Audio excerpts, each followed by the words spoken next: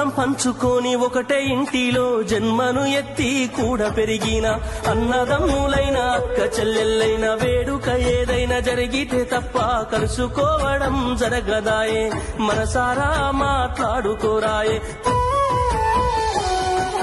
భోజనాలకు గంట ముందు వచ్చి పని ఏదో ఉందన్న సాకుతోటి మొక్కువడిగా భోజనం అయిన వెంటనే ఉంటామంటూ వెళ్లిపోవుడాయే కనతల్లిదండ్రులను పలకరించే తీరిక లేని సంపాదనాయే కనతల్లిదండ్రులను పలకరించే తీరిక లేని సంపాదనాయే ఆనాటి ప్రేమలు ఏమాయరో బంధాలు బంధుత్వమెటుబాయరా